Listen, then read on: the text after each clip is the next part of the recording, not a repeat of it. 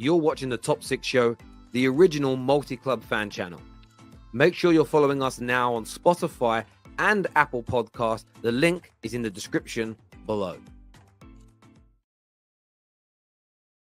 Welcome back to the Top 6 Show. Lots to talk about today with more stories, more allegations coming up regarding the situation with Manchester City. Could the charges be dropped? We're going into that in more detail. Some big transfers as well to speak about, including Man United hijacking Chelsea, Chelsea linked to Dominic Calvert-Lewin, what's happening with Benjamin Sesko, and according to Fabrizio, an English team or two could be putting in a bid money bid for Manchester City's Alvarez. And of course, we're going to be reacting to the official England squad that has been announced, maybe a little bit earlier than we expected, with one more friendly game to go. We've got a brilliant and big panel for you tonight with Sulz, we've got Matt, we've got Tom, Paddy, Dizzy, we've got Man Like Mo, we've got Chatty Patty on here. In fairness, I really should be putting Mo at the top. We should be putting this kind of like in the order of winning trophies this season.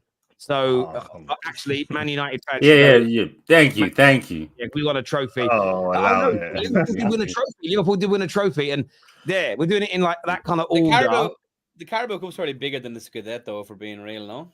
Yeah.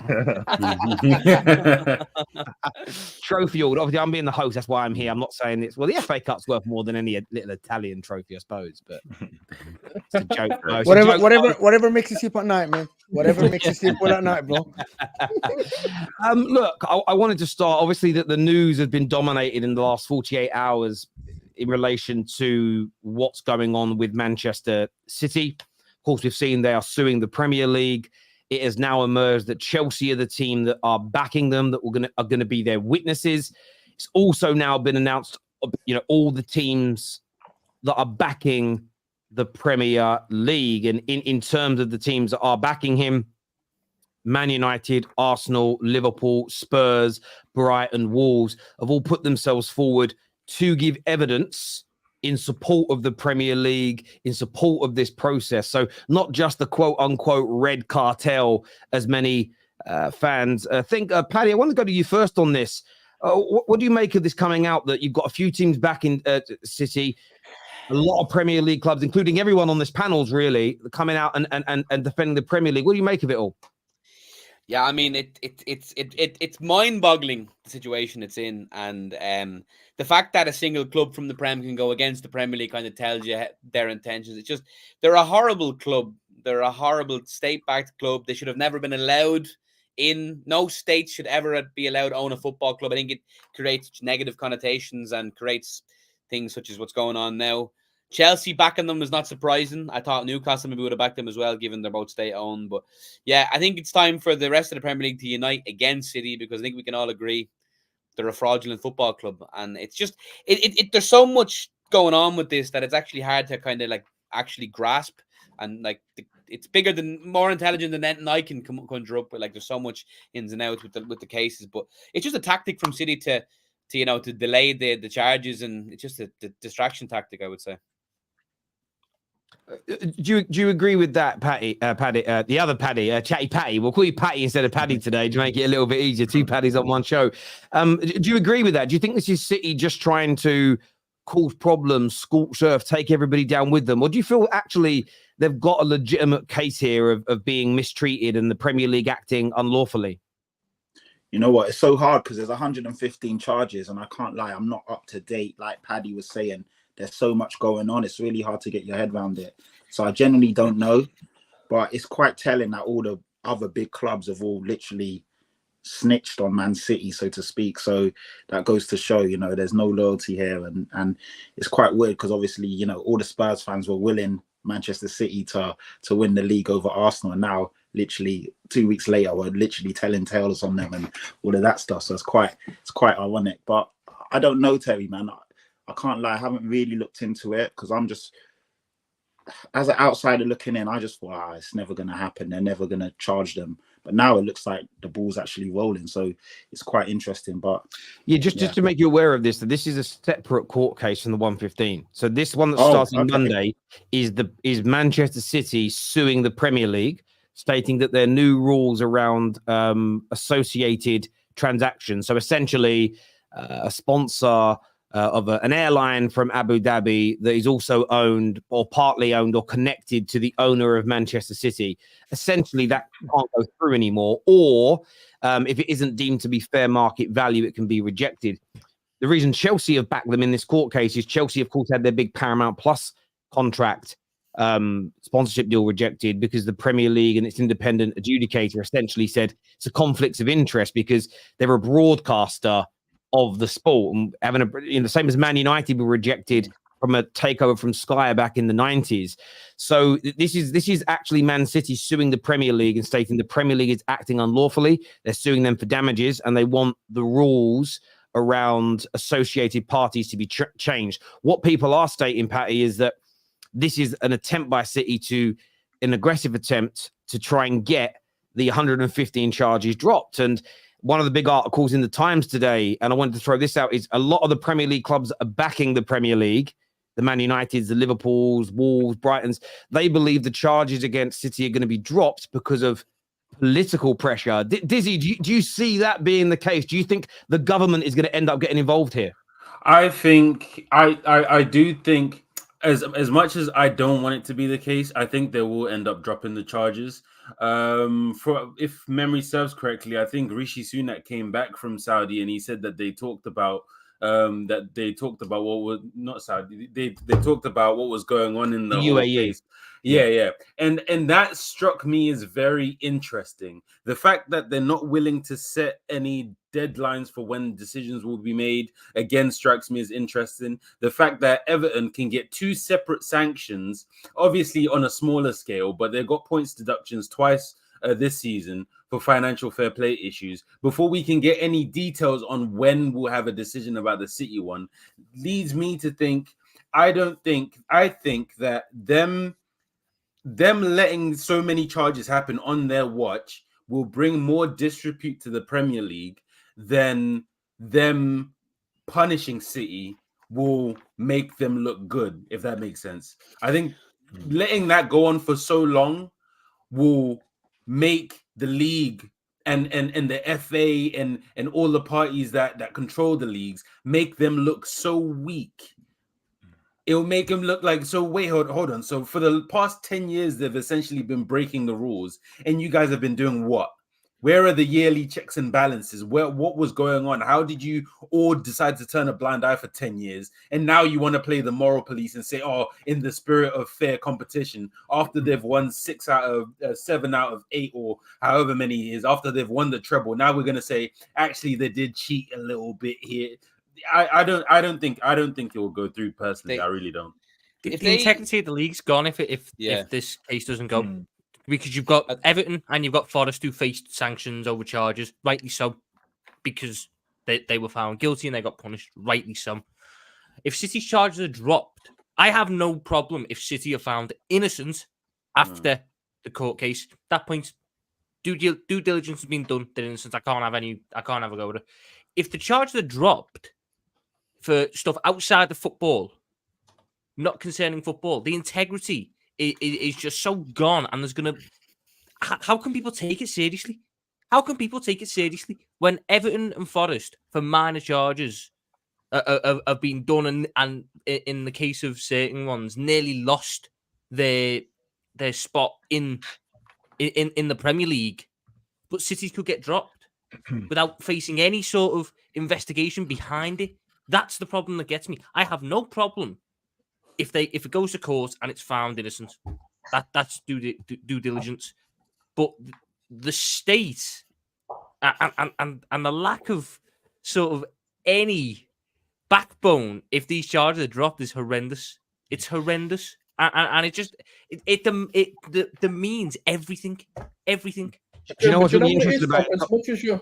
Sorry. Do you know, sorry, I was going to say, Tom, do you know what's interesting about it, though? It's about the precedents this sets. And this is why sometimes people have to look beyond the end of their nose. City fans have got to stop thinking about City for a moment. Man United have got to stop thinking about Man United. If this is a successful suing of the Premier League, it opens up a can of worms, because City have been part of the democratic process in the past that has stopped Man United and Liverpool earning exponentially more TV money than everybody else because we get most of the viewers. So they have participated in this, what they call sort of autocratic, democratic approach, but yet they've benefited from it in the past. Because if Liverpool and Man United collectively were earning, because there was talk of us getting 70 to 80 million more each, and everybody else having a reduction of 30 to 40 million based on TV percentage of viewings, that would have meant over the last 10 years, Liverpool and Man United would have pulled over £1 billion in value beyond everybody else. So if this is now deemed to be unlawful when the way we vote is wrong, you open up a can of worms. And I'm sure there are multiple clubs sitting there saying, a lot of the smaller clubs didn't want the 5-sub rule, but the big clubs, including Manchester City, wanted it because our squads are bigger. No wonder so many teams are getting 90 plus points these days, and it's potentially easier to win trebles and do quadruples because now you can use 5 subs in a game. Back in 20 years ago, you couldn't even have more than 3 subs on the bench. So I look at these situations, and it's bigger than just this case. Equally, if it does go that far, the government might need to step in, because you could end up seeing the Premier League destroyed. You could end up seeing the Premier League become non-existent, and then it becomes scorched earth. And that's the concern I have, is that this isn't about I want City in trouble or I want my team to be in a better situation. We have to look at this.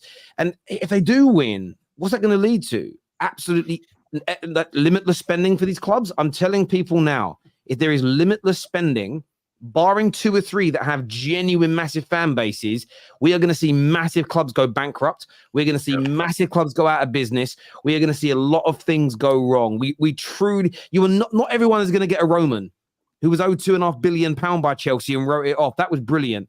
Most don't do that. If you just look at what other multi-millionaire and billionaire owners have done, that's with checks and balances. We have to be really, really careful here that we don't end up making a rod for our own backs as football. That's what I'm really concerned about in this. Sorry, Sulz, what were you going to say, mate?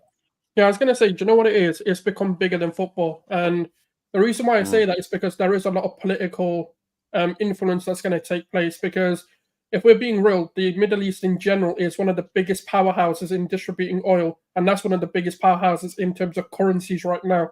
And there's going to be massive influence from the government to not tarnish that relationship with the UK that they have been building with the Middle East. It's the same relationship they've been trying to build with China as well. They've had to go through different entities to get this done. So they're not going to allow something like this to ruin their relationship that they've been building with the Middle East. And that's the fear factor, because the Premier League, as they claim, even though we know it's not to be true, they want to keep politics away from football, but we see that politics keeps creeping in. And this is going to be another stance that the Premier League is going to take, where politics comes back into it, and then the fans are going to be left bewildering. What is the actual truth? Like, where is your stance? What is your moral high ground here? Because every single thing you do after this, you can't actually promote. You can't promote no for racism. You can't promote, for any of these sort of political agendas, because you're claiming one thing and doing another. And that's the kind of fear factor that I have, is that when the government gets involved, how far are they going to take it, and how much control are they going to assume? And is that going to have a negative effect where clubs are having to pay way more in fees and taxes and everything?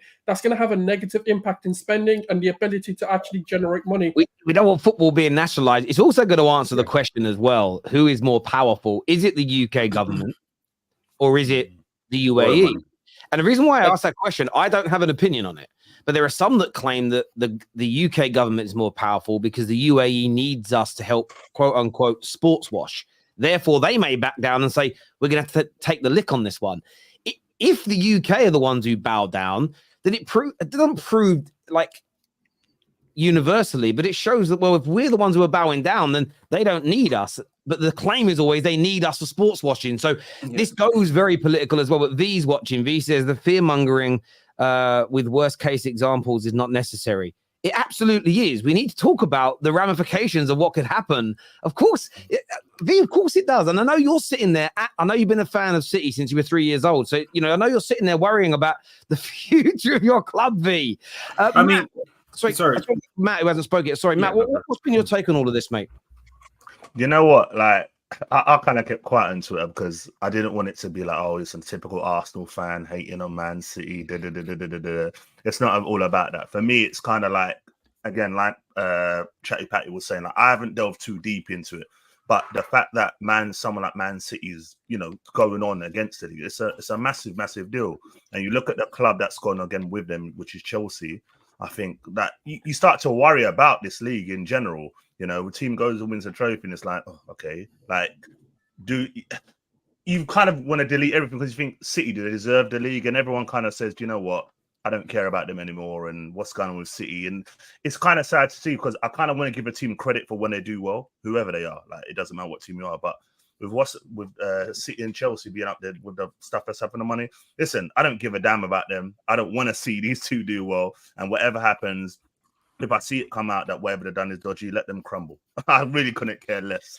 I really couldn't care less. Yeah, it's. I hear where you're coming from. What you said about not caring is really interesting. Have any of you read the Charles Dickens book Bleak House? No, don't read. Bro. It's relevant in the sense of Bleak House is all about a court case that goes on between family members over inheritance. But it's in the story, it's very public. But it goes on forever, and they eat into their wealth and all sorts. But one of the real backdrops of the story is that the public were really bought into it in the beginning. Oh, I feel bad for him, or she's ruining him. But it went on so long that the public lost complete and utter interest, and they didn't care anymore. And there's something about this that also stands out to me, that the longer this is dragged on, the less people care and the less pressure that's put upon for a true and integral result. And that's why I think it's important to speak about these things, because you can't lose energy for them, because it's either the Premier League or the City. One of the two wants the public to lose interest because one of them isn't telling the truth. So that's why it's going to be dragged on for longer and longer. So read Bleak House. It's a great book. Super City here says the issue, Terry, is the APT rules are too wide ranging. The red clubs, it's not just the red clubs, bro. There's gold clubs, white clubs, and I mean white kits, all sorts of claret and blue clubs have all tried to make them so they can claim pretty much any companies related to us. That is what City are unhappy about. City are unhappy because they can't get away with these tinkering deals they've been doing for like a decade. That's why they're like, oh, no, fuck's sake, we can't. I remember that they got sponsored by a company and someone done the deep search on it, and it was the sister of Khaldoon Mubarak, but the company had only been started and they had just sponsored City. Like they're the most corrupt club in the world, and so every non-City fan in this world should be against Man City because they're trying to ruin the sport. If City are successful in suing the Premier League and getting away from them charges, what is the point anymore? That'll be like the Super League for me. I'll be like, you know what, mate? I don't have any interest in this anymore, because what is the point? Because they can just bully their way because they have more money. Like, wasn't there a report that they've grown in the last sort of 2 decades by 1,000% or something, and every other club is like 250 on average? But there's a great point. Listen, if this is what I don't understand about it, I kind of get. If you're someone who gets targeted by the police, even if you've got nothing in your house, you won't let the police in because they might plant something there. We all get that, right? I grew up in the East End of London. These things happen 100%. Right. But this is a very different circumstance. If your sponsorship deals are legit, what's your issue with an independent company assessing the deals? Because it doesn't matter if they're if they're related, they're related. It's about market value per se. So if you've got a cousin or a distant relative who owns a huge business it doesn't matter where in the world it is, and they want to sponsor you 50, 60, 70 million pounds, and they show the project and they go, look, this is why they want to sponsor us, because we've got this amount of viewers all around the world, and this company's massive in Australia, but it wants to grow in the Middle East, it wants to grow in the UK, it wants to grow in America, and it's going to throw so much of its advertising budget through Man City that it believes it will grow all around the world because we've got this huge audience that watches us. It will get approved. It will get approved. That's the one bit. And if you've grown to a point, City, where your turnover is only 5 million less a year than Real Madrid. So the question, this is the question. If it's all real. That's real. That's very real. But if it's real, how are all these rules stopping you? Exactly. How much more do they think they should be earning? And how much more do they think they should be winning if these walls were removed? That's the element that I don't quite understand. I think that they're getting blocked from sponsorships. I've just had a look. Man City have 38 sponsorships. 38. It's not like it's not like we've stopped them and they've got 3. They've just got 3 and they're struggling. They've got 38. Man. So, there's some literally that have Abu Dhabi in their name. There's a bank that has Abu Dhabi. There's obviously Etihad Airways, all of which have connections directly to the UAE. So it's not like the Premier League have stopped them type of deals either. It's just to stop blatant cheating. And they agreed on it 3 years ago. So it's not like it got done over their head and they couldn't do anything about it. They voted against it. To be fair, they voted against it, but they voted to be in the league where the 2/3 majority rules. So it is what it is. This super chat here from Austrian United says it's like political parties getting donations from companies. City fighting this rule is like a politician trying to get rid of donation regulations. Yeah, facts. But I think what the problem is with City is, really quickly, I think now they have legit stake for every sponsorship and to be up there with the top teams in the world right now. I think the problem is getting there. How they got to this point, I am 100% certain there's been some fraudulence. But that's the point. I want to throw this to Monts. Well, welcome to the show, by the way, Monts. It's one of those things for me where they've got there. Do you think this is City trying to, if they win this case and it gets deemed immoral, unlawful in the way in which we vote, the laws that are in place, do you think this is an attempt at them trying to lessen the blow or even get the 115 charges thrown out, which I know are for different rules being broken, but there is definitely a synergy and a connection between them because it's to do with sponsorships and how much they're really worth and who's funding them. Do you think this is City more so trying to get out of that situation? Yeah, I think when it comes to Man City, I feel like they're, no matter what they do or no matter what they win, they feel like the dark cloud that kind of hangs over them is just permanently there. No matter what, like literally no matter what they do, they can go win another 2 trebles in a row. That dark cloud is still going to hang over their heads, regardless of if it's true or not. Because at the end of the day, I think just through their lens, through the City lens, whether that's the fan base or the hierarchy, it's either, cool, we win and we win this case and people are just going to say we have the best lawyers. And, you know, because I'm hearing that as well. Even if they win the case, it's like, well, they've beaten the case. Doesn't mean you're guilty. Doesn't mean you're innocent. You just beaten the case. And then if they don't beat the case, then of course, they pretty much have to start again. The fans are going to feel betrayed. So I think in their eyes, it's a lose-lose situation, Terry. So if it's a lose-lose situation, the next best way I feel like they've maybe looked at it is that, like what you said with the book, make the audience, make the crowd almost forget, almost normal. Like, you know what I'm saying? Make people forget, not make it the main topic to talk about. Change the narrative, Change the narrative.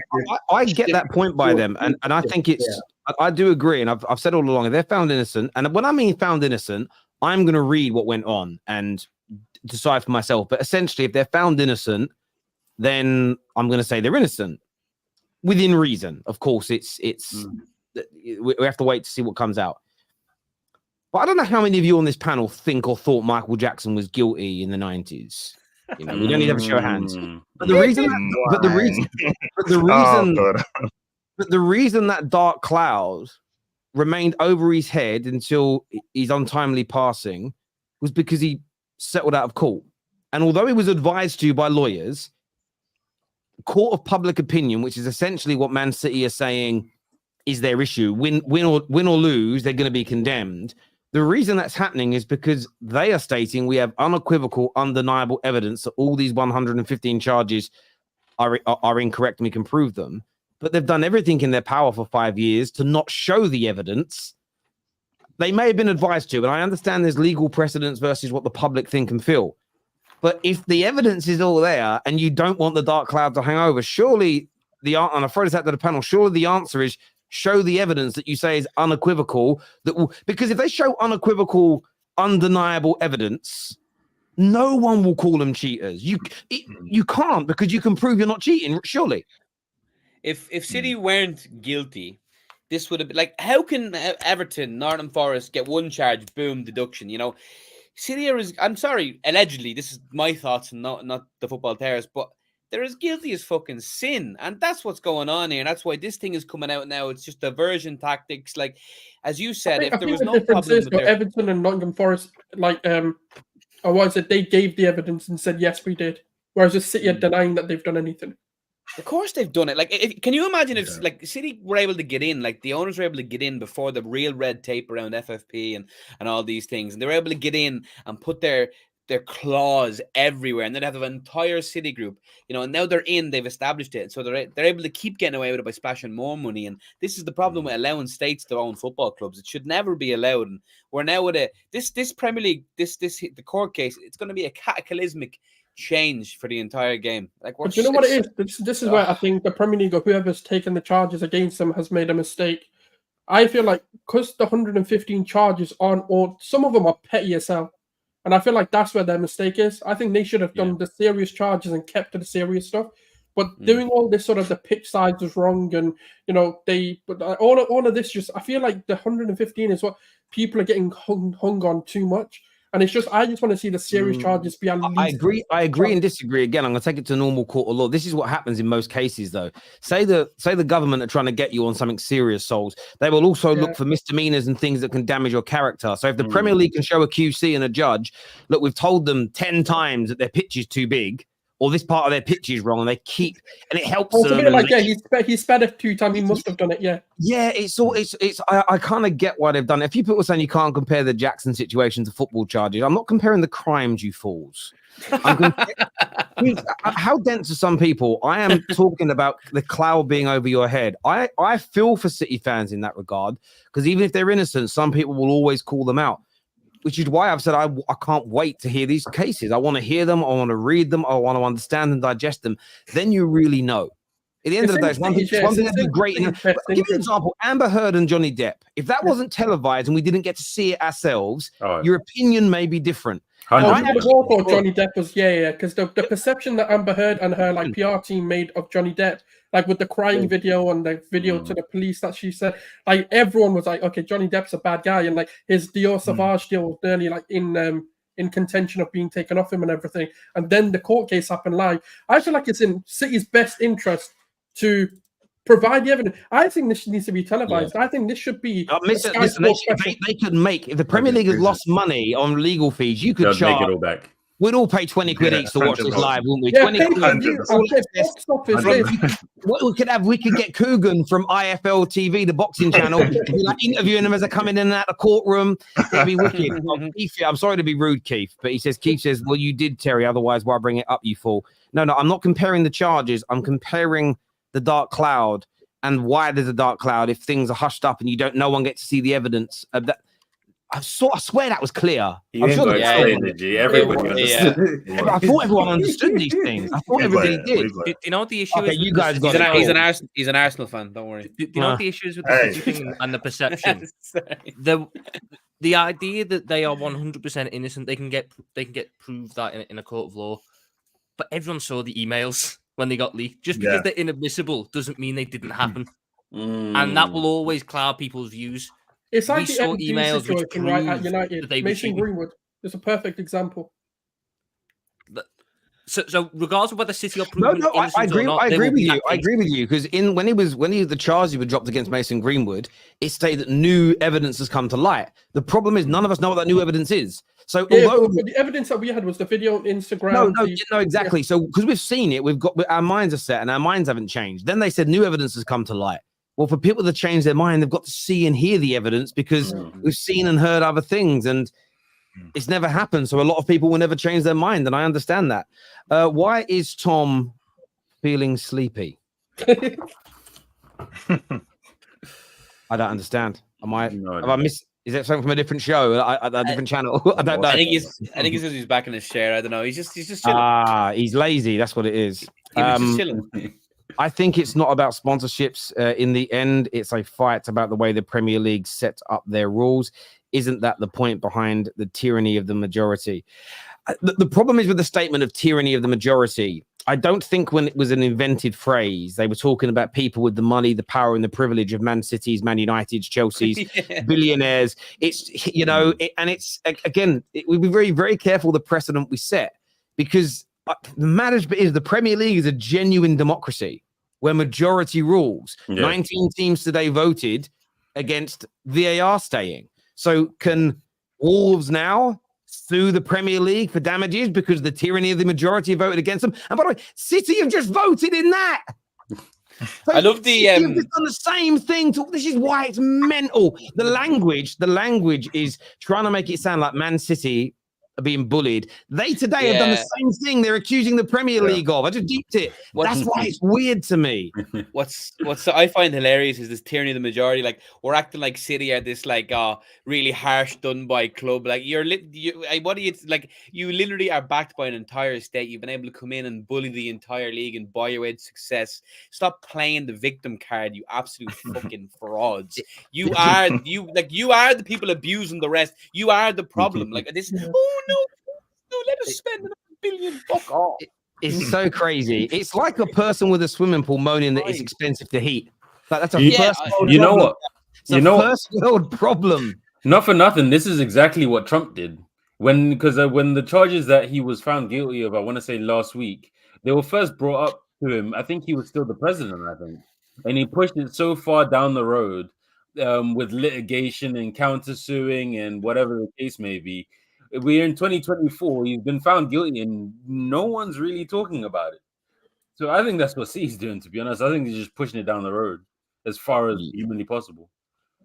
I think the main thing, though, I think everyone's just waiting to see the charges. Like as we said, there's 115. We just want to see all of them. Like we said, if they get found, I know Paddy was saying, listen, they're in their bang to rights. But if it gets found or not, then we'll hold our hands up. So you know what City did about there's little things in that club. Like I think.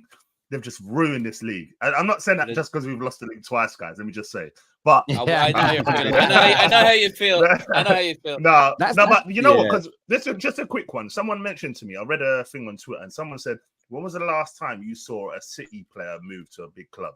Because I heard there's something where they get paid and they have offshore accounts that pay them extra. So like all these little things that I hear, I'm thinking, this club is nuts. They're actually getting away with murder whilst just destroying our league right before our eyes. So whatever punishment comes, I will be there to enjoy it. Don't you worry. Can't all clubs just get together and vote them out? I don't think anyone would care that they come on. You can't vote them out. They still have to be guilty of something. I do have one slight issue in it. There's one slight issue in all of this. I think it's all cute and all. City ruining football, big bad villains. You know what I'm saying? The Thanos, the dark side, whatever you guys want to call it. I just find it funny that 2 years ago, I walked into the Terrace studio, and when Rodri scored that goal, it's like the whole world of football had come together. It's like, you know, the narrative was that was a good day. I remember. That was a great day. That was a great day. Yeah, guess what? I haven't been the same since that day. Neither have I. Neither have I. Yeah, I remember that was the last day. That was the last day I ever heard you say the words Jurgen Quad. Yeah, that was. Well, I mean, I heard it a few times this season, to be fair. But listen, at that point, it's hard to take as a Liverpool fan because when it was us, you know, 180 minutes away from completing football, it was City saves football. City saved. They did save it that season, but it's still bad people. Even if a murderer saves a kid, he's still a murderer. Do you know what I mean? Okay, but you know, it's like Superman 3. It's like Superman 3 with Richard Pryor. You know when Superman goes bad and then he's good again. It's like there's a little moment. It's just a little change in character. But no, I do hear you, mate. I do hear you. This says if the 115 charges get dropped, the Premier League loses its credibility and prestige, and it will make a mockery out of the league. I mean, that could very much happen. It really could. If City are guilty, every club that lost out to City should sue them for damages. That's another precedent they have now set, though, for suing. They could find themselves in the world of trouble. Everton getting a 300 million for one season only. I don't need money from that sue, and just give me the titles. Yeah, give me them. I don't need the money. I don't want your money. I just want the trophies. Can you imagine? Do you know what? Right, I think most other managers would be quite calm about it. You know, if they actually get stripped of their titles, you know, Jose is coming out and saying 100%. Something like. 100%. Jose is coming out, and that's what I mean by suing, though, because someone like Jose could turn around and create a case and say, "Well, I would have won the league in my second season. I wouldn't have been went sacked. in. I could have earned this. I would have been at this stage of my career. That's the crazy part about all of this, and that's why I think City are taking they might win and it might play out for them.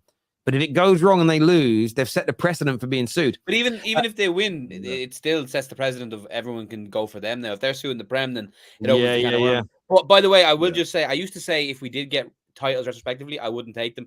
I will now absolutely celebrate them, and I will call Jurgen Klopp a 4-time Prem winner or 3-time Prem winner. The Premier League brand is at stake here, and all the City fans thinking it's about them needs to project. If they get their way, I would rather watch League One and League R and the Bundesliga, because the Premier League will just be another farmers' league. He's lying. If in the period of City's 115 charges, the UAE purchased 1.7 billion worth of military equipment from the UK government, this is why City can't be charged. It's a great point. But then again, I'm not going to get involved in these conversations too deeply, but it depends on, can they get them from elsewhere? But they may or may not be able. That's the point I'm making. It's why, unless you know about the politics, it's a hard one. Man City have been fighting for independent regulators for years. Liverpool, Man United, and Arsenal, etc., have been opposed. So apply the same logic. Well, they've opposed to it. But in their claim against the Premier League, they have stated, why should we listen to the opinions of an independent body? But now you're saying they want an independent body to regulate the entire league. What they've written in their 165-page legal document contradicts what you've said there, my friend.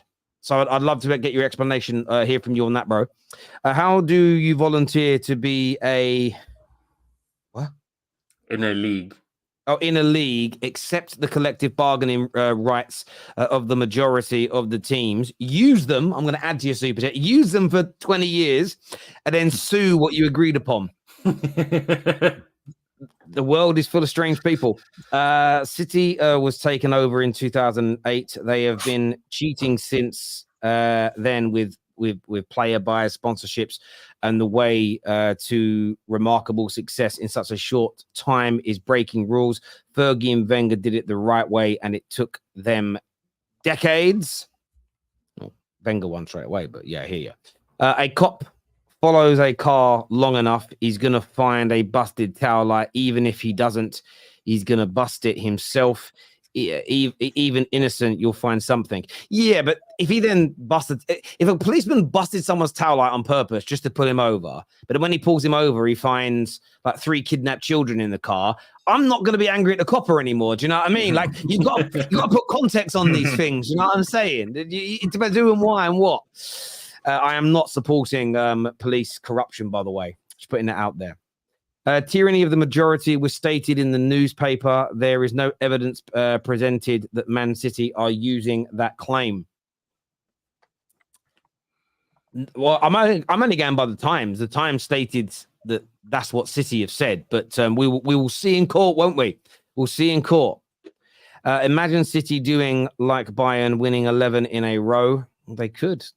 City are behaving like the rich guy who ran over and killed a commoner, and yet countersues, claiming damages to his car and claiming fault lines in the traffic system and carelessness of the victim.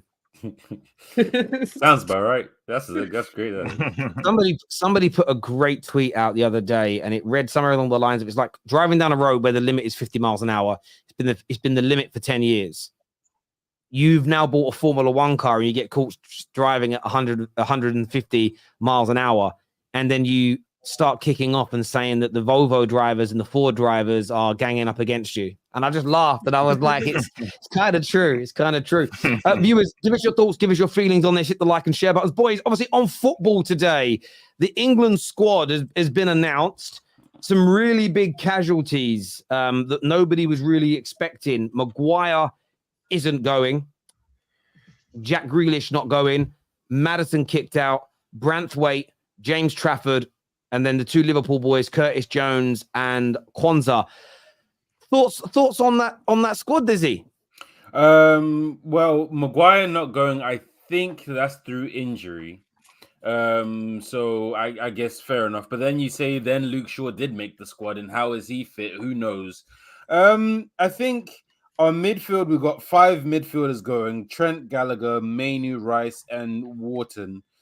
And then there's a lot of forwards. I don't know. I think, to be fair, this is the first squad from Southgate, minus Luke Shaw, which I still don't understand. But then I guess we wouldn't have a left back if he didn't go. That I'm not overly upset with. I don't think he's ever really fancied Jack Grealish. I think he's only ever played him on form, really. But I think if you sit Southgate down in a dark room, you ask him to take a lie detector test, I think he'll admit that he never really fancied Grealish anyway.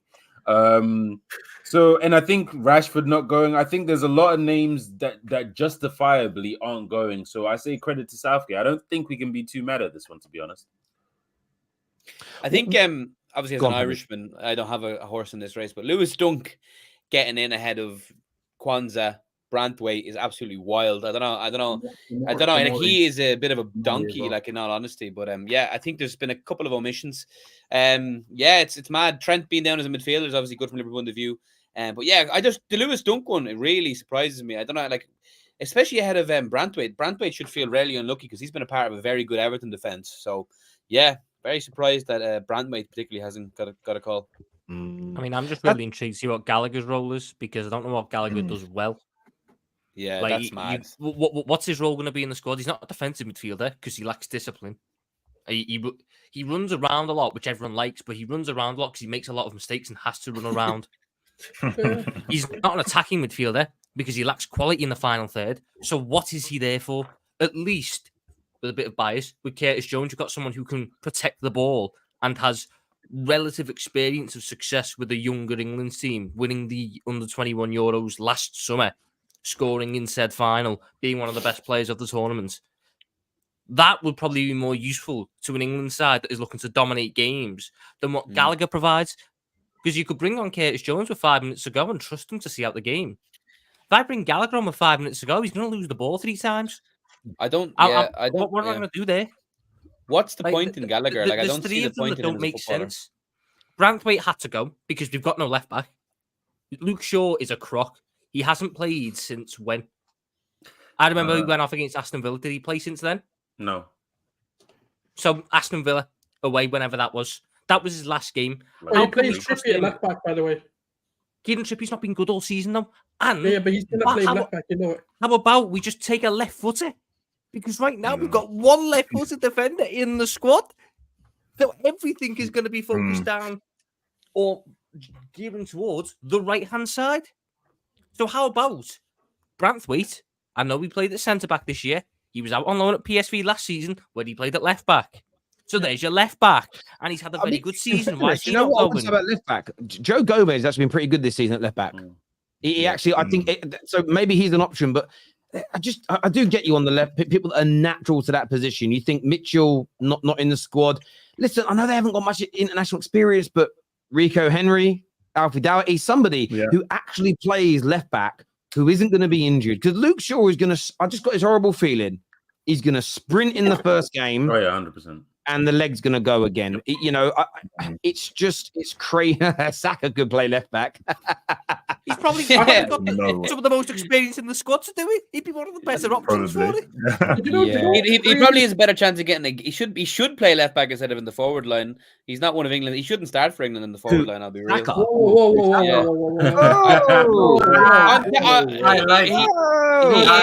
He is the definition of overrated. He's a good player. Nah, mate. What a penalty. That was a nice penalty as well. Nice penalty. Now, listen, I think you've got England can do better than Saka. I think Saka is a solid player, but like, do you know what? Take all these Arsenal men and let's see how much you win. Let's see. Well, Arsenal don't win. Tell him again, Sulz. Tell him again. I think they'll be all right. Arsenal don't win much themselves. Against France, until he got taken off, he was cooking them, man. I would say Saka for England has been absolutely brilliant for the last 2 years. As much as the thing you've got to get, and this is the interesting thing about the squad, where you've got to get the balance right. There is always room for players that break through. So, for instance, Mainu and Adam Wharton are there, and I think I actually agree with both being there. They on the ball in midfield, Declan Rice is the best midfielder we've got who's going to play central midfield. But technically on the ball, you could argue those two have got better ability than him in that kind of control in the tempo of a game, although they're both very, very young and inexperienced. But with Mainu, you've actually got someone who dominated and did brilliantly in an FA Cup final and has won a trophy. When it comes to the front line, the problem, the one worry I've got, and that's why Saka's got to play, is that barring Harry Kane and Saka, there is no experience or goals at international level in that whole team. No. And the midfield might have a little bit of that as well, with Mainu and Adam Wharton being there. You look at the back line, what have you got? You've got John Stones and Kyle Walker-Trippier, who have got genuine international experience. And I think that you have to get the balance right between experience at international level, having won and achieved things at club level, and then you want that Club England feel where players have got a good relationship with each other. And I've just got a horrible gut feeling that he hasn't got the balance right. You know what the craziest thing is? For a manager who's very pragmatic, he's taken the most attackers. So what is this? Is he now going to flip his entire strategy? But is he going to now flip his entire strategy and become attacking like we've asked him to be for a very long time? Look at the trend. Look at the trend that's going on with other nations. You've seen Germany go and call back Toni Kroos because guess what? Even though they've got the Florian Wirtzes coming through and all those guys looking great, it's not core experience. International football is not 30. It's not a 38 game season. It is a tournament where moments are going to win you the tournament. Yeah, Cristiano Ronaldo and Messi are the greatest footballers you've seen of this generation so far. Yeah, we can just agree that the odd point, even if you disagree. Yeah, even those guys have one each or two. They have three between them. Those guys, because these tournaments are won on moments. Mario Götze, Federico Chiesa, Raheem Sterling. It's moments by guys who don't always have to be, the top creme de la creme. But at the same time, if you can't get your balance and experience right, it's not likely that these newfound players are going to have these moments. Listen, I think Wharton, as Terry said, he's a brilliant young player. But there's going to be plenty of tournaments that he's going to be able to play going forward. There's going to be plenty of Euros and plenty of World Cups he can play in. I'm sorry, G.I. Jane should not be on the plane, fam. He should not be on the plane. Because no, and that's not even. I like Wharton, bro. I like him. Why? Why do you call him G.I. Jane? No, that's fine. You know why I call him G.I. Jane? Don't ask me. Don't ask me. Big up Demi Moore, Big up Demi Moore. But the point is that Jack Grealish and Maddison, even though they might not deserve directly to be on the plane, bro, these men can give us moments. When Liverpool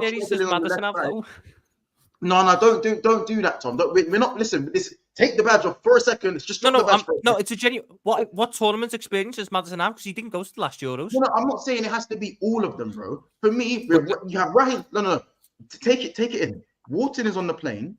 Gallagher is on the plane. But in terms of experience, there's no Raheem Sterling. Jadon Sancho is not on this plane. The only Englishman to play in a final apart from Maatsen. He's not. How is that? How? You have Marcus Rashford, who to me doesn't deserve to be anywhere near this crop. But again, in terms of touchline wingers, how many do we actually have? Touchline, direct, pacey wingers. How many do we have? None. Yeah, but maybe you're putting too much importance on experience because ultimately you have not won the major competitions in 1966. So how about Southgate's actually taking it? I think as like Kobe Mainu being called up is amazing. His rise is fantastic. Taking Wharton is unbelievable. Like I think this is a ballsy squad from Southgate. And I think if players are good enough, their experience can become irrelevant. If they're good, like look at Cole Palmer. He was warm. He wasn't even getting a look in at Man City. Gone to Chelsea, blown up. He's going to go to the Euros now. He's limited international experience, and he could easily win a game for you. I get your point, but it's about the balance of it. And I think Mainu and Adam Wharton go in there is fine. But then you look at it, and I go, well, Jack Grealish should actually again. I think it's the City way of playing. I always think he looks dangerous for England. Jack Grealish should be there for me as an example. I don't think you need Ivan Toney and Ollie Watkins and Harry Kane. That's three number 9s. Unless you get injury problems, none of them are going to be there as an example. I just look at it and think to myself, a little bit more experience. I get Maguire not being out there is it.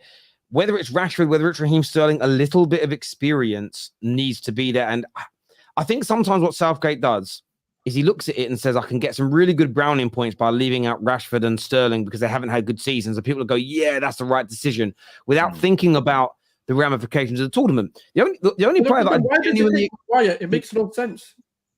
Well, we don't know about Maguire's fitness. Like, he might be at a point where he's not... What I'm saying is, like, if he's leaving out like the likes of Rashford for that reason and Grealish for the reason of their seasons aren't been good, why is Luke Shaw going and why is Maguire being... But again, that's where it becomes a nonsense. But I equally look at it and think, like, Konsa's good, right? Dunk's good. But I would say Konsa's better. I've watched Branthwaite this year. I think he's better than some of the people that are on that plane, and none of them have got any experience. So I think it's the mixture of his decisions that I find just a little bit strange. Now, I hope I'm wrong. I hope we have a great tournament out there. It starts in a lot of weeks' time, so we better be ready. But it's gonna certainly be interesting. You know what it is? We always doubt Southgate, and then he's been one of our best performing managers. It's true. Who should be starting the first game, do you think, boys, for England? Out of the squad we now know is here, all being well and fit, who should be starting the game, Paddy? As in Chatty Patty? I was going to Pickford. say. Yeah, it's confusing for a sec. But yeah, Pickford. Centre backs, Stones, if he's fit, and Gahey for me. Well, Trent's a right back, is a midfielder now, isn't he? I don't know, the fullback options aren't great, so it's going to have to be Trippier at left back, Walker at right back. Midfielders where it gets a bit techie. I'd say Declan Rice has to be in there. And then I'd probably put Mainu, but then I don't know if that midfield's good enough, really, on an international level.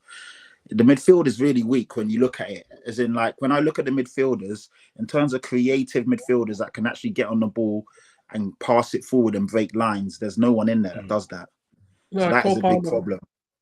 Yeah, but he's not a midfielder though, is he? He's a forward. Mainu does that. Mainu does it. It's just whether or not he's going to be good enough and ready for a tournament. We haven't seen, he can break the lines. No, Mainu's ready. When you've got it, you've got it. Mainu's ready, innit?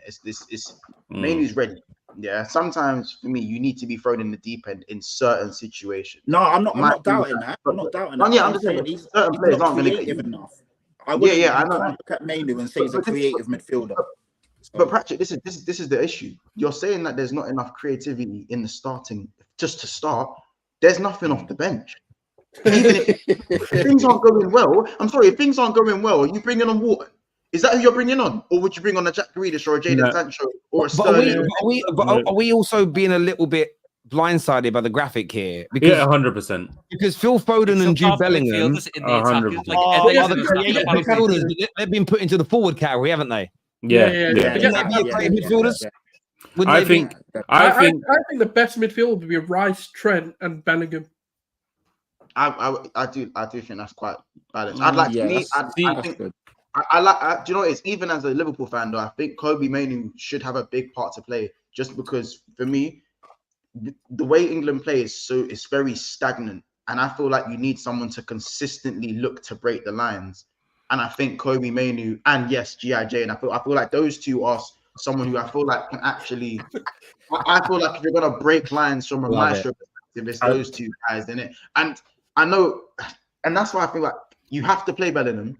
I feel like if Trent was from any other nation, most nations would make him a main stake in the team. I don't 100%. Think any other nation would have Trent in and out of the team. Well, if he played for any other club, it's the anti-Liverpool agenda with Trent. No. I'm telling you now, it is. No. Yes, it is. I'm not going to do that. We're not going to go there. I'm not going to go there. Facts. No, because we sound like Arsenal fans. I'm not going to go there. We sound like Arsenal. Hey. And Jordan Henderson found his way onto many players. No need. That's what I'm saying. I back Jordan Henderson. I quite liked him for him. No. You know what though? I feel like this. I feel like this England team is close to being perfect. It really is. I feel like the fact that Branthwaite's not in the squad really annoyed me. Like, we saw what Dunk against Brazil. I think 2 friendlies in a row he flopped. So I don't think Dunk should have gone. Branthwaite should have gone. I feel like not having Sterling, Rashford, Grealish, and Maddison. I think Grealish had to go. I think what Monts was talking about, having a touchline wing with Grealish, when he gets that ball and he just draws defenders to him. He'll get past him. He pulls the ball back. He'll draw a foul. In tournaments, it's all about moments, and then moments could come from Grealish getting clips outside the box. You have a free kick, you go and get a goal. Like, these things can happen. I just look at the squad now. I think the defense is very weak. I'm looking now. I'm like, Dunk, Gomez, Guéhi, Konza, Shaw, who we don't know is fit, Stones, Trippier, Walker. Like, come on. Trippier was... When you say it like that, and the thing is, we're going to get away against playing teams like, and no disrespect, the Serbias and this and that. But when you come up against the Frances and them type of teams, tactically, they're so astute. What are we going to do with that team? Like, and I love Wharton, but what are we going to put Wharton against France? Like, he's not going to play. That's the thing. That's why. It's like, bro, he's a good player, but he's not going to get minutes because Kobe Mainoo is there. He's not going to get. He's going to get those here damn minutes. He is, but what I would say, if Mainoo's going to be this is why I think it's intriguing to see who's going to play. Because if Mainoo's going to get a lot of minutes, then I understand why Adam's there. Because Rio Ferdinand got taken to the World Cup in '98. He was sort of the last player on the plane. There was almost zero chance of him playing, but it was almost to be in one thing that is hard for the players to learn is that being away from your family, that almost a month you could be there, kind of isolated. Yeah. So but obviously, if Mainoo plays a lot and he barely features, then you look at it as he's there for experience. But if both of them barely play, then you're looking at it like, well, you're better off putting someone in that you see as more experience that could actually impact. If you're not bringing either of them on ever, then you're looking at it. And by the way, it could be Adam Wharton that comes on and Mainoo that's there for experience. But it's certainly going to be interesting. This super chat here says, damn, Saka has to remind England again how good he is at that international level again. Who really thinks Foden and Palmer are better right wingers? Don't do this. See, my thing is, I actually prefer Foden centrally. I like Foden in the 10. Yeah. I don't think. Sorry. I don't think How he'll is do. Foden and Palmer being better a question? I'm sorry. They are very much better than Saka. Oh, wow. Especially Foden. Don't start Paddy off. Let's go back. No, I'm being deadly. No, okay, Palmer, maybe I'll let him cook for a few more years. Foden is twice the player Saka is. Do you know what? I'll let my player do the talking. Forget it. I can't be bothered with this. Yeah, and your player has been talking, winning fuck all. Foden's gone and won his fourth Prem in a row. But internationally, has Foden done as much as Saka? I don't know. Bro, that's just a nuance. That's just a nuanced, it doesn't matter. Has Foden ever scored in Germany? Who gives a fuck? Who's a better player? Foden. Yeah, but that does matter. Wait. But why is Jeffrey sorry, guys. No, let's not do this. No. This agenda that's against Saka, right, is disgusting. It's not an agenda. He's a great player. No. He's a great player. He's a great player. To say Foden is better isn't an agenda. It's a fact. No. To put that out there, Dusty, Palmer in there. I'm going to start doing this now. Now Palmer's called. Palmer is technically. Palmer is a very, very good player. Don't do that. I tell you what, you're talking about Palmer, yeah. Saka, right? Guess this thing of GA. The man's had his worst season apparently, and he still matches their GA. Yeah. And it's still you're talking about Palmer, yeah. Good enough. He didn't match either their GAs. If we're being factually accurate, he didn't. I'll tell you one thing about Palmer. Palmer would have scored that penalty against Italy in London, that's for sure. I don't know. Palmer seems to be the only one. Palmer seems. No, funny, bro. Sulz, you know what? I've always been one to go at Arsenal, especially Saka and these men there. But Palmer seems to be this one he's just allowed to score as many penalties. Everyone else, all these guys have been spoken about. Well, look how many penalties they score. But when it's Palmer, oh my God, look how many penalties he scored. Thank you, Monts. Thank you, Monts. Don't get me wrong, Palmer's a baller. But I've never seen someone celebrated from the penalty spot as much as he has. When it was Bruno, it was a crime. When it was Saka, it was a crime. When it's Salah, it's a crime. When it's Kane, it's a crime. It's a crime to score. But when it's Palmer, we don't care about non-penalty. Nah, I'm not having Palmer over Saka. But listen, Foden's a baller. Like, we can't deny it.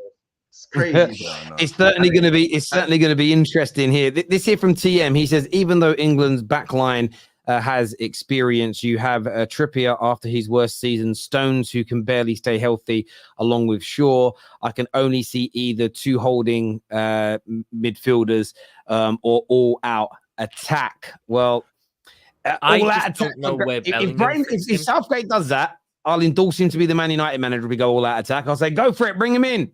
It's not going to happen. Man City relegation odds cut from 2,500 to 1 to 17 to 1. That can't be true. Someone check that, please. Is that actually true? Or is that banter? No, that is legit, to be fair. Was Is it? It was 25 the other day, so it's probably gone in Premier again. League Everyone chuck a 10. relegation odds. I think 'cause the bookies I'm are Googling kind it of just... now on Odds Checker right now. Premier League next season, odds to go down. Yes, City are at between 14 and 17 to 1. Whoa. Let's hope that's a sign of someone knowing something for the By the Lord way, God. Get them out of here. By the way, Chelsea are 20 to 1 to go down, the same as West Ham. Well, that's because Enzo Maresca is either going to be a goat or terrible. We've said this. No, it's probably because they've got a points deduction going because they've reached FFP and can't get Conor Gallagher gone. That's why. Yeah. Well, beyond that, they've reported themselves for actually doing dodginess. So they don't. I suppose the bookies are hedging their bets because you don't know when the Premier League are going to do anything about it. Don't you guys play 3 at the back? No point bringing a left back. Yeah, sometimes Southgate played 3 at the back. 2 or 3. I think it was the World Cup in 2018. That was the last time we did it. Euros. He done it in the Euros. He did it in Euros. And he didn't in the World Cup. More than anything. The part that confuses me is I just have no idea how Southgate, with his fantastical footballing mind that got Middlesbrough relegated, is going to figure out how to put in Bellingham, Foden, Saka, Kane, Rice, Trent, all them together in the same team and not have a panic attack about, defensive responsibilities. What we're going to be like on the transition. Right at the last minute before he announces his squad on Friday, he's going to phone up Calvin Phillips. Bruv, can you please come? Please come. Bro, I need you. really, I think we're doing a lot of best case scenario. I'm almost certain I can predict Southgate's starting 11 right now. He's going to start Pickford because he loves Pickford. That is just how that goes. I mean, he also had a very good season. That's not no. Pickford's all right. Let's not go any higher or any lower. Keeper, though. If we're being real. Okay. No one knocked Pickford. For England, he don't let him down. He doesn't. In either case, he's starting the game. That's for sure. John Stones, if he's fit, he's starting 100%. Carl Walker, if he's fit, he's starting 100%. So that is 2 of the back 4. Then you have Kieran Trippier, he's starting for sure. I think that's just a certainty. The only question is the other centre back spot. Then going into the midfield, for whatever reason, Southgate doesn't really like Trent. So I think Trent is gonna get impact minutes, maybe. That's if he does come on at all. But I think he's gonna start Declan Rice 100%, guaranteed that's gonna happen. He's starting Jude Bellingham next to him. I want to say I'm almost nailed on saying that's happening for sure. And then you have the one more spot in the midfield. I think he's probably gonna go with, I want to say, Gallagher. I think he's probably gonna go with Gallagher. I think you're right. And then up top, I think he's going Foden one side. Harry Kane is playing every minute of every game possible. them other man may as well bring PSPs to the pitch with them because they're not doing nothing. And then on the other side, Saka's playing. That's just how it's gonna go. If Gallagher starts for England, these aren't winning anything. That'll be real. But you know what? Don't start him, then. Do you know what's going to happen? It's almost going to be. I hope it doesn't end the same way. But it's like Darren Anderton was starting over Beckham in 1998, and the whole country was getting mental about it. And eventually, Beckham gets into the team, and he stupidly gets sent off. I think we could see a situation. Say Michael Owen was on the bench, and everybody wanted him starting in '98 as well.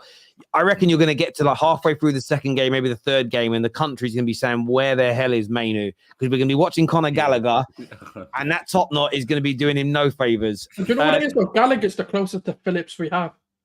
Yeah. Gallagher has no discipline. No, Phillips had discipline before he went to City and lost it all. Phillips had positional discipline. Conor Gallagher plays like a 7-year-old. He just sees the ball. I do hear you're on that. Let me just go through these last super chats. I want to go on to some transfer news. This here says, does this not feel like Lance Armstrong? He won everything by cheating and then got caught and then tried to sue the sport for catching him. He did do that.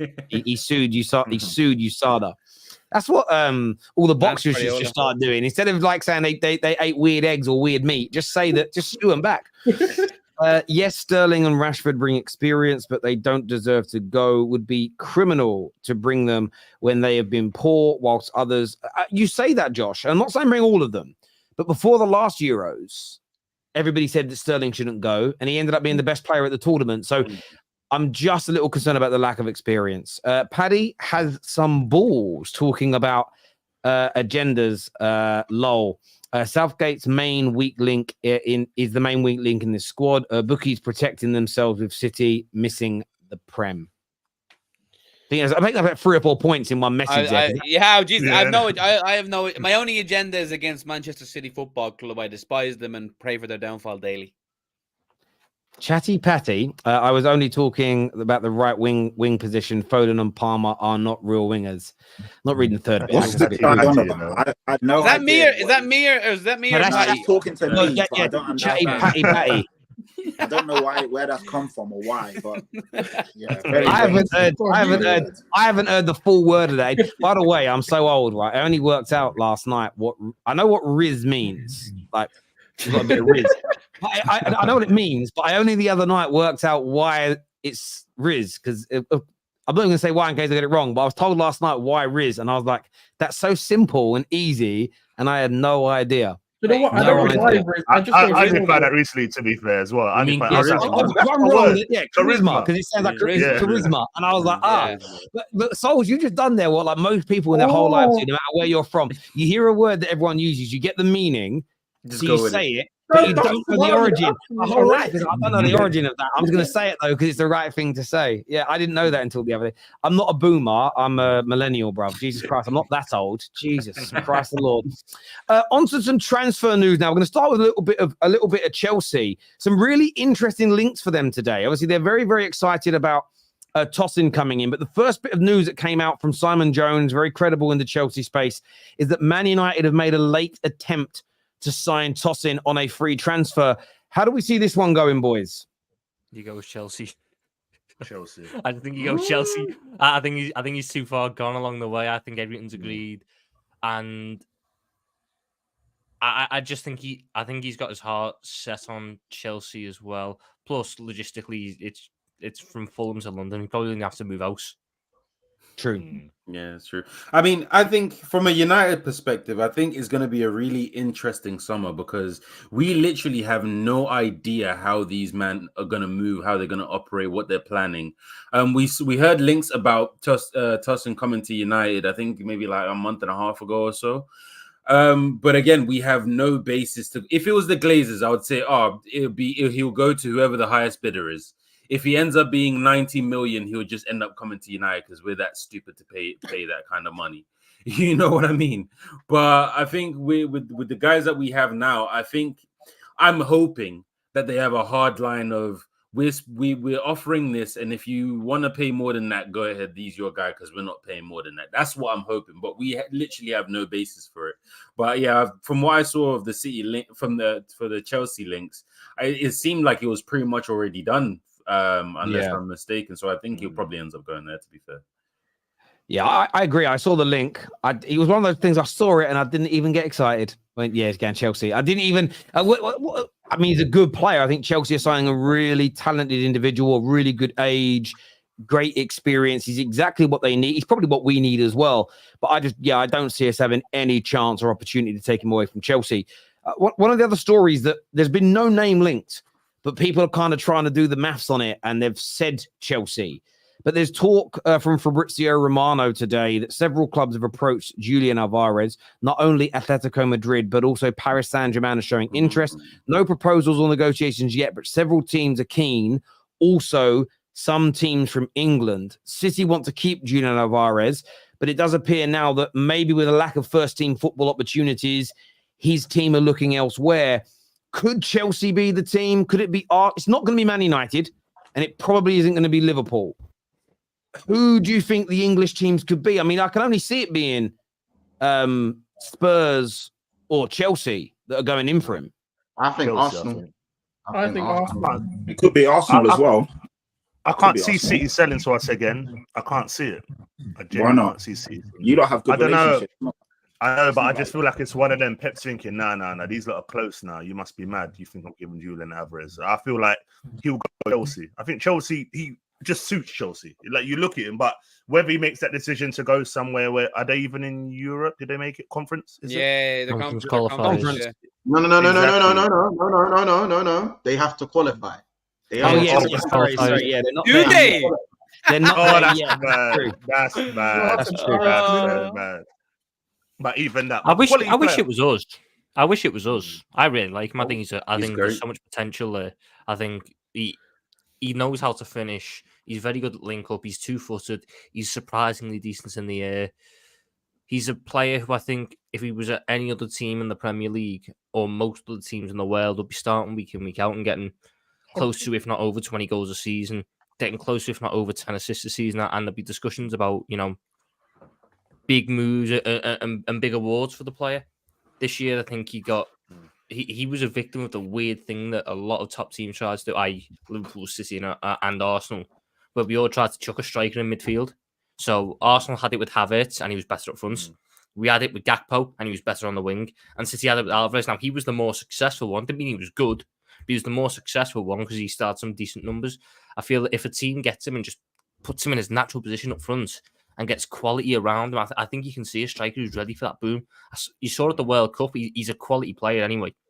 He stepped up in the big moments when Argentina needed them. I wish it's not going to be us because we won't deal with City and we get laughed out the door if we try to, but I so wish it was us because he's the kind of striker I'd love. Don't say Nunes, that. Tom. No, what we need to do to make Nunes happy is just give everyone a little translator that just speaks Uruguayan, and then he'll be happy when he starts scoring goals again. Or Spanish. On that, reports just coming out of Italy that Liverpool winger Luis Diaz is now ahead of Nico Williams as Barcelona's primary attacking target. So 100 million. Thank you. I don't even want 100. I don't even want 150. Just give me anything more than what I paid for him. I'd take whatever I can get for him. I've had enough of that, man.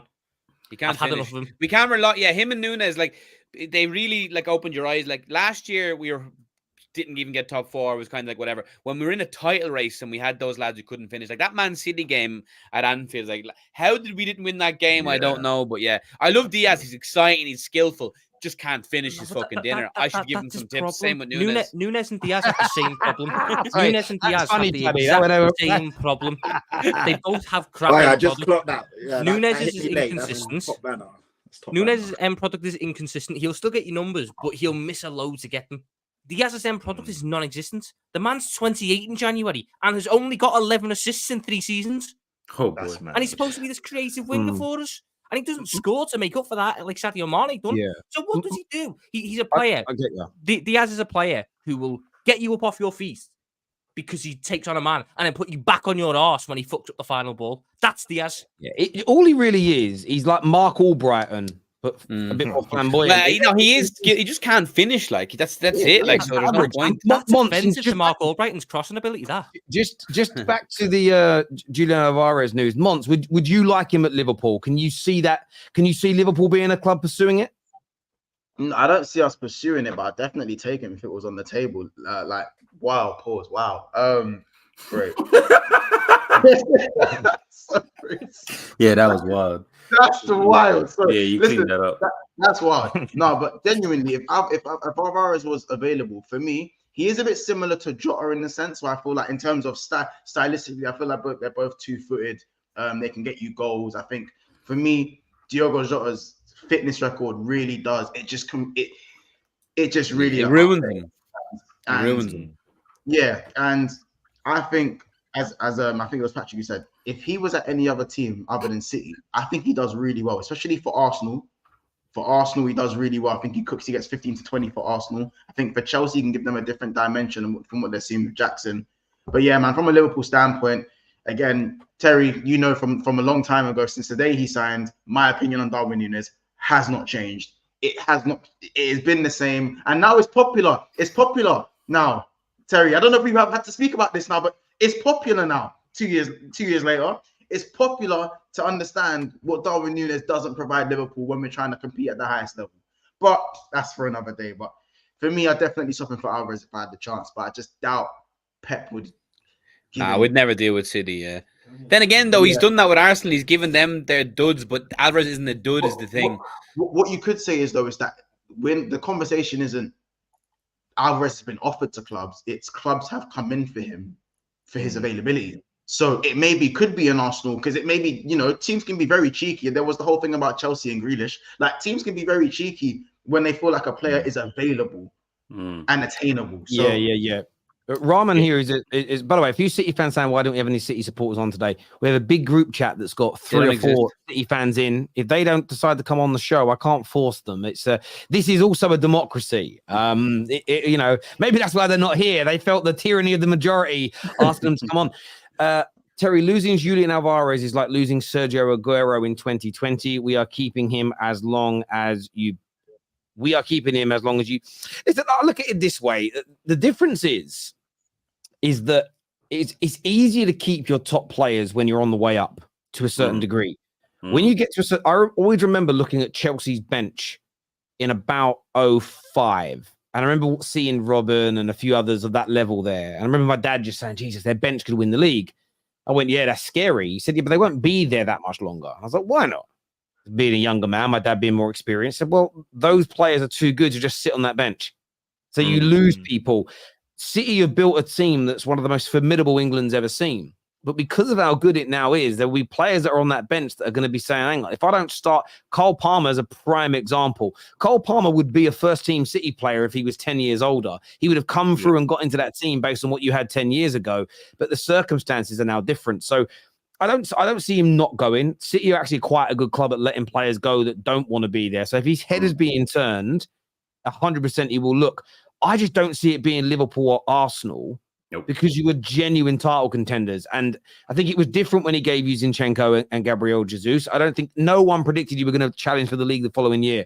I don't think he's going to give you a player that could push you over the edge. Liverpool, very similar. They're not going to give you a imagine how how it looks. Pep and co agreeing to give a player that gives either of your teams 20 league goals next year. So that's why I see Chelsea and Spurs. Man United, we know it won't be us. It's not going to be anybody outside the top 6. So for me, it's Spurs or Chelsea. And of all the teams, Spurs are the ones who probably need him the most. An actual striker. Would he go though? Would he go though? I don't know if he'd come Spurs, and I don't know what his wages are. I know our top earners on about 200k a week, as in Son. And I think I can't remember who else. Someone else is on around that. I think Timo Werner's on about 180, 170 a week. Oh. But of course, we would love Alvarez. He's so good, and like I think it was Monts and someone else just said earlier how good he is. No, it was Tom. Like, he didn't have the best season by his standards, but he was played as a 10 behind Haaland for a lot of the season. But yeah, he still had about 9 assists, 11 goals. And he's such a good player, man. I'd love him at Tottenham, but I don't see that happening. I don't know. I just and you know what? But yeah, another uncomfortable conversation that I've been trying to have this for a while, but nobody seems to want to do it with me. Arsenal swore that Gabriel Jesus was going to be the 20 goal a season striker that was going to win them the league. Now we've arrived at the point where they realize, oh, we need a striker. Guess what? Who said that, though? No one said that. Huh? No Arsenal fan said he was going to be a 20-goal striker. I never said 20 goal a season. Definitely, mate. No way. You lot said that. What? You said he was the difference. He was going to push. No way. No. I saw it. Not 20 goals a season. To the game, yes. No way. Wait, hold on. I don't know who said the goal. Who said the goal? I'm actually curious. I must have stepped in the twilight zone, bro. Because I don't know. You know what? I want to show me these Arsenal fans. Because no way. Terry, we've got the footage. We've got the footage of Arsenal fans swearing up. I'll tell you what I swore by, and I'll be really honest about it. I said he will elevate us, but not score the goals. He's not a final product player. Yeah. But what he will do, he'll contribute. He'll be the guy that can elevate the goals across the team, but not himself. I think I always said it. His goals are not going to be any better than Lacazette's goal scoring record. Listen. There's footage there in it. We'll just go back a couple years. It's all archived. There's no problem. I love him. I don't care if he scores or doesn't.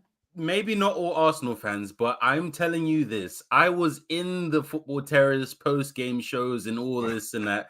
And I was the one saying, guys, maybe let's relax. City said they needed a striker when they had a striker on the bench. You're banking on the guy that was sat on the bench to be the one that delivers you the league. And somehow now we've arrived at the point where now you need a striker to deliver you the league when the guy who was supposed to deliver it is going to be on the bench. But why are we talking about a striker, bro? You know, I think we're going the wrong direction with this. Kai Havertz went and got 14 odd goals. Mm-hmm. The Arsenal team create chances, and if Kai Havertz can go sign for Arsenal, play 2/3 of the season and score 14, then I think most guys they can bring in will come in and score goals in the centre forward position. The issue is the imbalance on the left side, and it's Martin. It is Martin. No one wants to talk about Martin Sofa on the left wing, stinking it out. Man's not even adding the Ellie. Man's not even adding Ellie, you know. Man said Martin. There's no room for sentiment. You are trying to win. You are trying to win now. So when Saka is being burnt out and has to consistently score game in, game out, and when someone who's like Kai Havertz has had to probably play above what his expectation is and score 14 goals, credit to him because he's proved us all wrong. What's been left out? It's left wing. Trossard had to come in as a player who's not supposed to be someone who's supposed to start and do the damn thing. And even Arsenal fans still say they're unsure about him starting games week in, week out. You need a left winger. You don't need like I wouldn't say you go and need a 30 goal a season striker. The striker market is dusty. It's saturated and overpriced. Go and get a left winger who can compare with Saka with numbers and then get over the line. In my opinion, anyways. And you know what, Monts, I agree with you. Like I was saying, you know what? I look at Williams, someone like that type of winger where you take on your fullback, go at him. We don't have that. Martinelli's he's been awful. I know, like, cool. On that left side, it's been a bit poor in terms of the connection. Like White and Saka have on the right side. We don't have that on the left. But yeah, Martinelli's been terrible. Have you not written off Martinelli though? After one, no, I'm not going to write him off. No, I'm not going to write him off. I'm not going to write him off, bro, because I feel like it's hard, isn't it? You're a winger. You're used to. Remember, he had Xhaka on that left before the season before. That kind of helped him when he scored 15 goals that Premier League season. So we had that instead of the left back. So it does help, but yeah, he was poor, and he admitted. Yeah, he knows. I don't think it's about writing players off. I think again, I can only draw example from when Man United went and got Carlos Tevez. It wasn't because we didn't rate Wayne Rooney. It wasn't because we didn't rate at the time the manager really I think Zaha might have actually just left, but we had I think Zaha may have still been there. Ronaldo was obviously still there as an example. I only recently watched the 99 documentary. And I know it's Man United, but I would say go and watch it. Reason I say go and watch it, it blows a lot of myths up about the way we talk about football nowadays. You know, when people talk about no one was mentioning the top four back then, nobody spoke about there was a great word that was used that everyone thinks is a colloquial modern day term, but some commentator in 99 was using it. But go and watch it. I'll have to dig up what that was. But either way, we went and signed Dwight York when we already had Teddy Sheringham, Ole Gunnar Solskjaer, and Andy Cole. And initially, Andy Cole started on the bench, and the theory was this is the end of Andy Cole. Andy Cole ended up having an excellent season and was great for many more years. I think that Arsenal should be looking at someone to come in and challenge and or replace Martinelli in the hope that it pushes Martinelli to the next level. I think in the modern day game, I think we have too many fans at all of our football clubs who worry about the pathway. What about the pathway for a certain player? Fuck the pathway. Okay. Bringing competition to make your team better. This pathway stuff is... How have all these great players in the history of football made it when at the biggest clubs in the world where there is competition everywhere you go? You know what I'm saying? You need to have the competition. What is it they say? Like steel sharpens steel. Like you need it, and I think they do need to look at that Arsenal. So yeah, again, Alvarez, I don't think is the guy for Arsenal in terms of what they need right now. On Chelsea, another interesting link today. Dominic Calvert-Lewin is being assessed, as well as Kiernan Dewsbury-Hall. What did you say the odds of them being relegated was? 30-1. Yeah, might have to put fiver on. But let's not knock KDH though. Kieran Dewsbury is a baller, but I don't think he's Chelsea. I feel like he could do a job at Spurs. And Patty, don't take the piss. No, Patrick, I knew it. I knew you were gonna say that. But Patrick, listen, I think in that Spurs team, I think he would cook, bro. Dewsbury's a baller, you know. He's a baller. He's a baller. He's decent. I need to see him at a team like Forest, at a team like Wolves, possibly at a team like Crystal Palace. Crystal Palace would be a good fit for him, especially with Glasgow, the way they play attacking football. He's at a Leicester. But they're probably going to be relegation candidates again. I don't see them staying in the league. Do you? I mean, I'd say Nottingham Forest also falls into the same category that Leicester. Yeah, fall but into. at least they're in the Premier League and have been. I think he's decent. I'm not surprised Chelsea linked him. Chelsea have obviously just taken Enzo Maresca, who played with him last year, did very well with him last year. That link kind of makes sense. It could be a lazy link from the media because they always link the new man. If Man United get De Zerbi, Matoma. It's going to happen almost straight away that you're linked to one of his players as an example.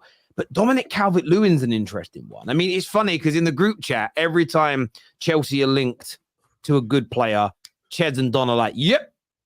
They don't say nothing else. They just go, yep, like that. And then when they're linked to a player they don't like, this is lies, media's lying, no way this is happening. And I think it's more a balance here. But could Calvert-Lewin, I mean, does he need to get away from Everton? Is he the guy to improve their fortunes over Jackson? No. I mean, are they finding a best friend for Reece James or something? Nicholas Jackson with a man bun. Again. Let me go find his injury history. They're finding a best friend for Reece James. That's all it is. No. Because your issue with Jackson was you need a striker who can be more clinical. So you want to go and buy the striker who underperformed XG by the largest amount this season? Is that what that report is suggesting? Not only that, you want to buy a striker who can challenge Jackson, who is fit for about 40% of the season. What pressure is that going to put on Jackson? And it's not like Calvert-Lewin's got potential now. He's nearly 28. Yeah, he's lost his This way. is what he is. Yeah, it's a weird link. Is not good. Yeah. It's a tough one to say he's not good because I think he's actually quite good when he plays when he gets a decent run of minutes. Yeah, but are you looking through the lens of comparing him to Richarlison or generally talking? You need to understand the lens here, Patty. No. Like all banner aside, I actually think when Dominic Calvert-Lewin is fit, he's actually a beast. I've seen him in games control. Yeah, but when is he fit? That's the problem. That is the problem. He's hardly ever fit. So inconsistent cycle. Would you take him? Pat, you can't be inconsistent quality wise and then be inconsistent. No, a soul on this panel will take him, but he's decent. I'm not hearing it, bro. That's not. Calvert-Lewin has clouded people's memory because he was good under Ancelotti. That's it. That was the only time in his career when he put up acceptable numbers for the top six club. Since Ancelotti went, he's played across 3 seasons, 66 games, and scored 14 goals. Yeah, no, I know that. What's that? That's like 1 in 4, 1 in 5-ish. His goal output in the last 3 years is lower than his dress size.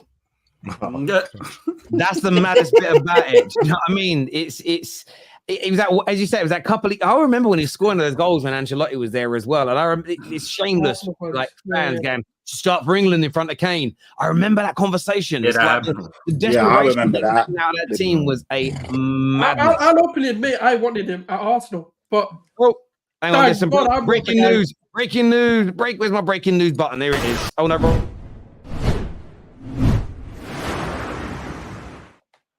Breaking news here: the Premier League club who's interested in Julián Álvarez is Chelsea.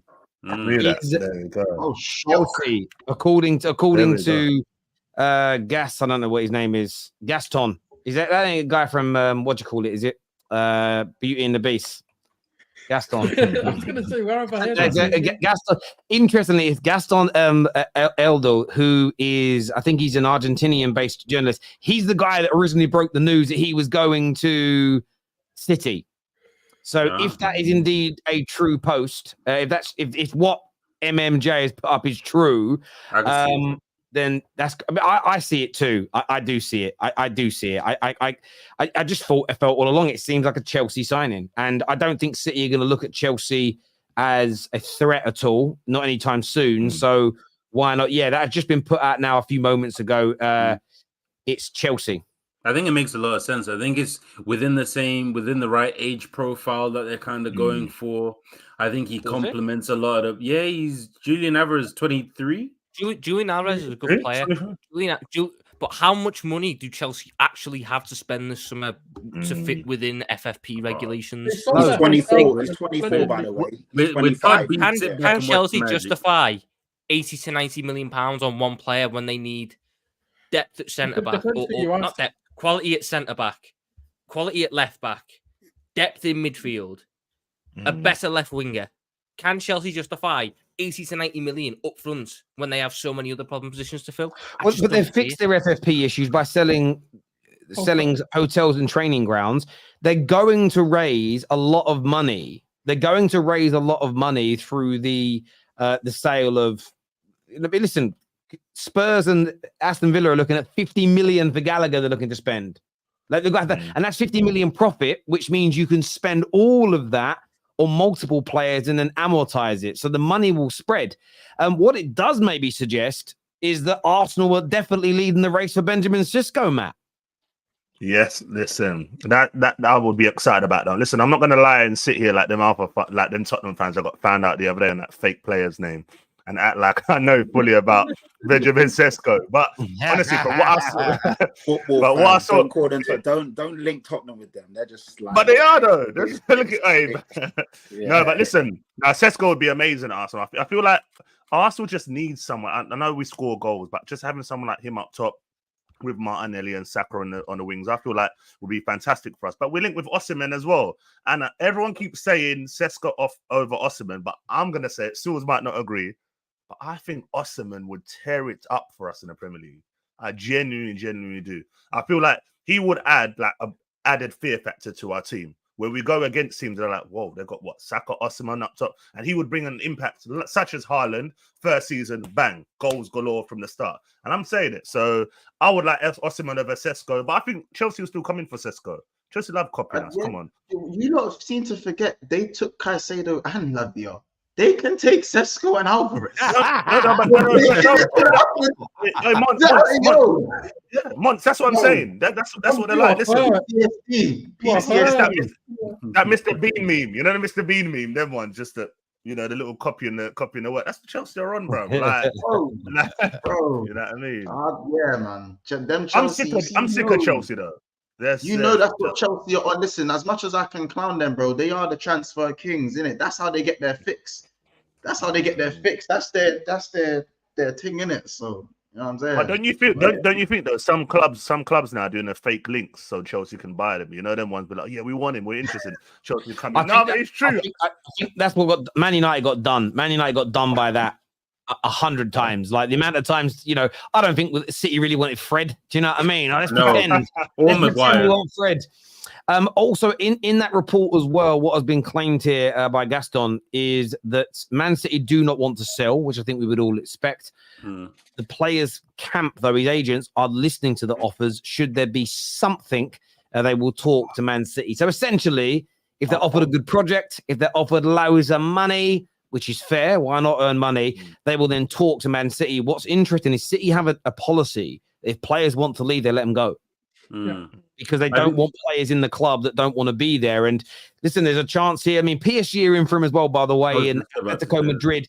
So Chelsea have got some massive competition, but he could have his head turned by any of those clubs. They're all massive, and they're all going to say you're going to be the main man. You're going to have, if you're the main man, you're going to get paid X amount, probably more than he's on now. And he's not going to be the main number 9 at City. I mean, where City do have to be mindful, though, is that Haaland has said in the last few days he's got sort of no desire at the moment to talk about a new deal. You do have to be mindful if you're City that you don't let Alvarez go now, and then in a year's time Haaland says I'm leaving, and suddenly you have neither of those guys. But this looks like this is what no one was talking about a few weeks ago. These are the transfers I love in the summer that start coming up, and I'm like, Alvarez moving to Chelsea. That would send shockwave through the Premier League. The interesting thing, though, from Alvarez's perspective, why would you go to Chelsea over a PSG, for example? Because they've got Mbappe-sized hole in their squad, and they need a new shiny toy. They need a new star man, and they're going to be playing in the Champions League religiously, probably winning their league more often than they're not. Chelsea are playing in the UCL, the UEFA Conference League. They can offer that. I don't know. I just don't know if, and obviously with Chelsea and Todd B, I don't know if I can trust whatever process he's cooking up over there. Yeah, they've got some good players, but I don't know if I trust it. I would probably think about PSG long before I go to Chelsea. And also, I think it'll be easier for City to sell to PSG than it would be to Chelsea, because you don't want to sell to a direct rival. But I don't know. Interesting one. Certainly is. Sesko, what are you saying about Sesko, Sulz? Is that the play that you sort of got your heart set on going up front for Arsenal? Do you know what it is? I actually don't want a striker, but if we're looking at the options that we're linked to, Benjamin Sesko probably does fit the mold of what we're looking for. Someone who's very clinical. He's got different types of finishes up his Arsenal. He's got a good head on him as well. He's someone that, has got a prowess in the box, but also he has scored a few outside the box. So one of the things that we kind of miss is that Aaron Ramsey. And I know I'm just comparing him to another Arsenal player, but we need that Aaron Ramsey, someone in midfield who, someone just outside the box, a Xhaka moment, that he's done against like United multiple times at home. We miss that. We miss someone that can just take the ball, just strike it, and just let it loose. And, that's why I like when we were linked to Marcus Rashford, because he's another player who just lets it rip and just something comes from it. And also the one thing with Havertz, the only thing I don't like about Havertz is his pace. I feel like he's quick enough, but he's not quick. And there's sometimes where he gets caught up too easily, whereas with Benjamin Sesko, he is rapid. And that's the one thing that we need. We don't have transitional players other than Martinelli. And that's one of the reasons why when people criticize the 0-0 against Man City, it's because Martinelli wasn't available. And he came on for the last sort of 20 minutes, and that's when you saw the change. If we can bring someone like a Benjamin Sesko in who's got that pace in behind to play off the shoulder of these defenders, that's going to be a big, big thing for us. But also, when we look at our options, we've got Trossard, who plays similar to Jesus, who also plays. Eddie Nketiah has also been molded into this sort of false 90 striker, but he's also not good enough either. We don't really have a presence in the box other than Havertz, so we need someone who can elevate the finishing ability of Havertz, but also add the pace in behind, and that's what Benjamin Sesko is. When it comes to Victor Osimhen, which a lot of other people have been linked to, I just feel like he's not been spoken about this year, and it's the same with Kvara as well. I just feel like there's not the same level of, oh my God, Osimhen, as it was last season when they won the league. And that's because I don't watch the Serie A, so I have no idea if he actually performed to his level or if there was something that Napoli had a drop-off. But when I look at Benjamin Sesko, man, that's just that raw talent. He is, in my opinion, the best project striker you can buy in the market. And at £65 million, I think this is going to be one where if we let him, if he goes to Chelsea, I won't regret it because he'll ruin his career. But if he goes to any other club, I feel like he will elevate his game so much so that he'll be the one that got away. And it's going to be the same as what we talk about Gnabry's and certain other players like Zlatan when we did, like Mbappe was offered a trial. All of these kind of players, he's just going to be a long list of the one who got away. And that's how it feels to me.